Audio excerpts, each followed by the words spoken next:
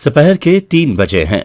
अस्सलामु अलैकुम, ये रेडियो पाकिस्तान है। अयाज असलम से खबरें सुनिए। पहले अहम खबरों का खुलासा। वजीर आजम जुमे को मुल्क की पहली कौमी सलामती पॉलिसी का इजरा करेंगे। पाकिस्तान ने आलमी बरादरी पर जोर दिया है कि वह अफगानिस्तान की मुआशी जरूरियात का इदराक करे। मुल्क में एक ही दिन में कोरोना वायरस से मुतासरा 13 अफराद जाम बहक हो गए। आलमी इदारा सेहत ने कहा है कि यूरोप की निस्फ से जायद आबादी मार्च तक ओमिक्रॉन वायरस से मुतासर हो सकती है।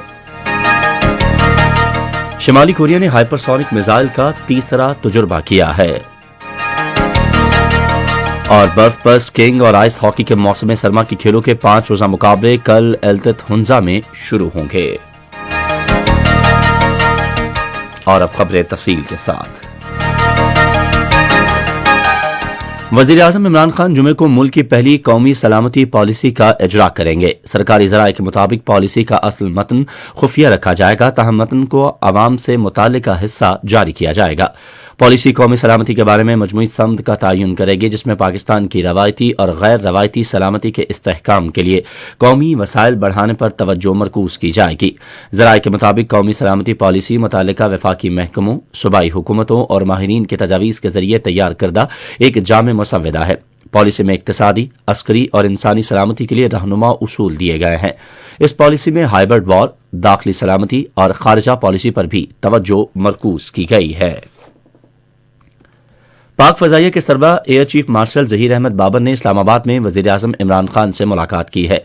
मुलाकात में मुल्क के फजाई दिफा से मुतालिक पेशावराना उमूर पर तबादला ख्याल किया गया। वजारत दाखिला ने अफगानिस्तान में बैनुल अक़वामी गैर सरकारी तंजीमों की इमदादी सरगर्मियों में सहूलत देने के लिए एक जामे तरीक़ेकार मुतारिफ कराया है। इस बात का इंकशाफ इस्लामाबाद में कौमी सलामती के मुशीर डॉक्टर मोईद यूसुफ की ज़ेर सदारत अफगानिस्तान में अफगान बैनुल वजारती राबता सेल के इजलास में किया गया। इजलास को बताया गया कि नई और पहले से रजिस्टर्ड गैर सरकारी तंजीमें इस तरीक़ेकार से फ़ायदा उठा सकेंगी।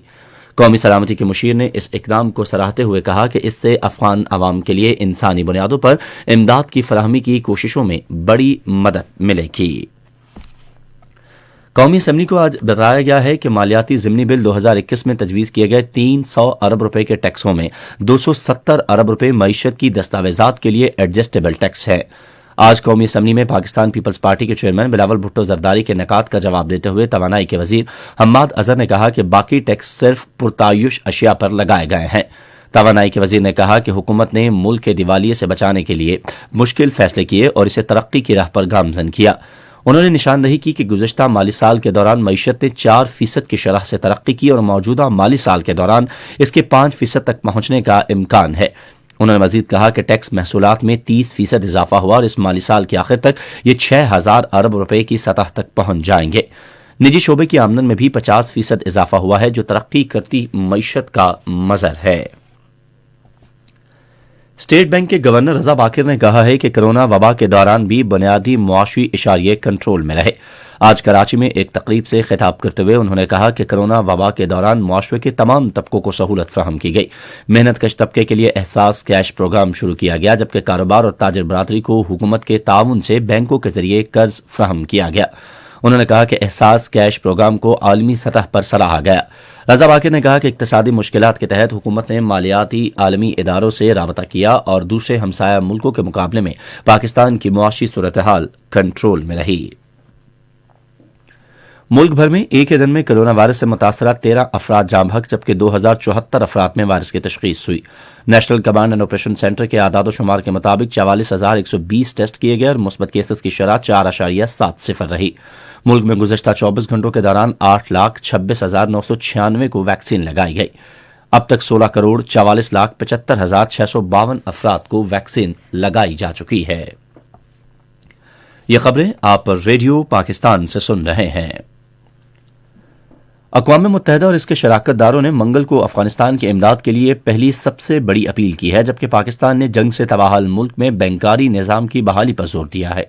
जिनीवा में $5 अरब जमा करने के लिए बुलाए गए खुसूसी इजलास से खिताब करते हुए अक़वाम मुत्तहिदा के मिशन में पाकिस्तान के सफ़ीर एम्बेसडर खलीलुर रहमान ने आलमी बरादरी पर जोर दिया कि वह अफगानिस्तान की मुआशी ज़रूरियात का इदराक करे। بھارت کے غیر قانونی زیر قبضہ جموں کشمیر میں پیپلز ڈیموکریٹک پارٹی کے صدر محبوبہ مفتی نے کشمیر کے مسئلے کے حتمی حل سمیت آئین کے آرٹیکل 370 کی بحالی کے لیے اپنی جدوجہد جاری رکھنے کا عزم ظاہر کیا ہے۔ سری نگر میں صحافیوں سے باتیں کرتے ہوئے انہوں نے کہا کہ ہم اپنی شناخت کی بحالی اور کشمیر کے مسئلے کے حل کے لیے جدوجہد جاری رکھیں گے، جس کے لیے ہزاروں لوگوں نے اپنی جانوں کے نذرانے پیش کیے، ہزاروں بچے یتیم ہوئے اور خواتین بیوہ ہوئیں۔ فرانس کے وزیر خارجہ جین یوس ڈرائن نے کہا ہے کہ ایران کے ایٹمی مذاکرات کے لیے مقررہ نظام الاوقات میں کوئی معاہدہ متوقع نہیں۔ فرانس کی پارلیمان میں خطاب کرتے ہوئے انہوں نے کہا کہ ایران کے جوہری سرگرمیوں کے بارے میں بین الاقوامی مذاکرات میں اتنی سست روی سے پیش رفت ہو رہی ہے کہ مقررہ نظام الاوقات میں کوئی بھی معاہدہ متوقع نہیں۔ انہوں نے کہا کہ ایران کے اپنے اقدامات اور اس کے جوہری پروگرام میں پیش رفت کے تناظر میں عجلت کی ضرورت ہے۔ اقوام متحدہ کے انسانی حقوق کے دفتر نے قازقستان میں 2 جنوری کو تیل کی بڑھتی ہوئی قیمتوں کے خلاف ہونے والے مظاہروں پر قازقستان کے حکام کی طرف سے بدترین کارروائی کی فوری، آزادانہ اور غیر جانبدارانہ تحقیقات پر زور دیا ہے۔ اقوام متحدہ کے انسانی حقوق کے ادارے کے ترجمان لیس تھروسیل نے کہا ہے کہ ان کے ادارے نے مظاہروں میں سرکاری طور پر ہلاکتوں کے اعداد و شمار کی توثیق نہیں کی۔ انہوں نے کہا کہ بین الاقوامی قانون کے تحت لوگوں کو پرامن مظاہرے کرنے اور اظہار رائے کی آزادی کا حق حاصل ہے اور انہیں اپنی رائے کے اظہار پر پابندی سلاسل نہیں کیا جانا چاہیے۔ شمالی کوریا نے کہا ہے کہ اس نے اپنے رہنما کم جونگ ان کی نگرانی میں ہائپرسونک میزائل کا ایک اور تجربہ کیا ہے۔ سرکاری ذرائع ابلاغ نے کہا ہے کہ میزائل کا تجربہ منگل کے روز کیا گیا اور اس نے 1000 کلومیٹر دور سمندر میں اپنے ہدف کو نشانہ بنانے سے پہلے کامیابی سے اپنا رخ تبدیل کیا۔ شمالی کوریا کی جانب سے ہائپرسونک میزائل کا یہ تیسرا تجربہ ہے جو بیلسٹک میزائل کی نسبت زیادہ دیر تک ریڈار سے اوجھل رہ سکتا ہے۔ دمشق میں پاکستان کے سفارت خانے نے شام کے زائرین کے لیے نئے قواعد و ضوابط جاری کیے ہیں۔ ایک بیان میں وزارت نے اعلان کیا ہے کہ زائرین کو روانگی سے قبل پاکستان کی سفارت خانے کی ہدایت پر عمل کرنا چاہیے۔ بیان میں مزید کہا گیا ہے کہ دمشق میں پاکستانی سفارت خانے کی جانب سے جاری کیا گیا NOC بھی لازمی ہوگا۔ آج صبح پشاور کے علاقے تہکال میں مکان کی چھت منہدم ہونے سے ماں اور بیٹیوں سمیت 5 افراد جاں بحق اور 2 زخمی ہو گئے۔ ریسکیو 1122 کے مطابق زخمیوں کو خیبر ٹیچنگ ہسپتال منتقل کر دیا گیا ہے۔ برف پر سکینگ اور آئس ہاکی کے موسم سرما کی کھیلوں کے 5 روزہ مقابلے کل التت ہنزا میں شروع ہوں گے۔ یہ بات سینئر صوبائی وزیر عبید اللہ بیگ نے آج ریڈیو پاکستان کے گلگت بلتستان کے نمائندے سے گفتگو کرتے ہوئے کہی۔ انہوں نے کہا کہ ان مقابلوں کا مقصد گلگت بلتستان میں موسم سرما کے کھیلوں اور سیاحت کو فروغ دینا ہے۔ SCARC کلب ہنزا کے زیر انتظام مقابلے تاریخی التت جھیل پر منعقد ہوں گے۔ اور اب موسم۔ محکمہ موسمیات کی پیشگوئی کے مطابق آئندہ 12 گھنٹوں کے دوران ملک کے بیشتر حصوں میں موسم سرد اور خشک جبکہ پہاڑی علاقوں میں شدید سرد رہے گا۔ بالائی سندھ، پنجاب اور خیبر پختونخوا کے میدانی علاقوں میں رات کے اوقات میں شدید دھند چھائی رہے گی۔ آج ریکارڈ کیے گئے 22 شہروں کے درجہ حرارت: اسلام آباد 18 ڈگری سینٹی گریڈ، لاہور اور مظفر آباد 14، کراچی 22، پشاور 17، کوئٹہ اور گلگت 9 اور مری 14 ڈگری سینٹی گریڈ۔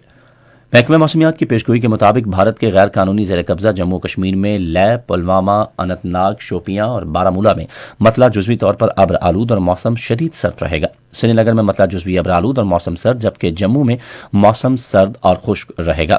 آج ریکارڈ کیے گئے درجہ حرارت: سری نگر، پلوامہ اور بارامولہ میں 2 ڈگری سینٹی گریڈ، جموں 18، لے -14، اننت ناگ اور شوپیاں میں 3 ڈگری سینٹی گریڈ۔ اور آخر میں اہم خبروں کا خلاصہ ایک بار پھر سن لیجیے۔ وزیر اعظم جمعے کو ملک کی پہلی قومی سلامتی پالیسی کا اجرا کریں گے۔ پاکستان نے عالمی برادری پر زور دیا ہے کہ وہ افغانستان کی معاشی ضروریات کا ادراک کرے۔ ملک میں ایک ہی دن میں کرونا وائرس سے متاثرہ مزید 13 افراد جاں بحق ہو گئے ہیں۔ عالمی ادارہ صحت نے کہا ہے کہ یورپ کی نصف آبادی مارچ تک اومیکرون وائرس سے متاثر ہو سکتی ہے۔ شمالی کوریا نے ہائپرسونک میزائل کا تیسرا تجربہ کیا ہے۔ اور برف پر سکینگ اور آئس ہاکی کے موسم سرما کی کھیلوں کے 5 روزہ مقابلے کل التت ہنزا میں شروع ہو رہے ہیں۔ اسی کے ساتھ خبریں ختم ہوئی۔ مزید خبروں اور تجزیوں کے لیے آئیے ہماری ویب سائٹ پر، پتہ ہے radio.gov.pk۔ آپ ہمارے فیس بک کے link radio Pakistan news official پر ہماری براہ راست ویڈیو سٹریمنگ بھی ملاحظہ کر سکتے ہیں۔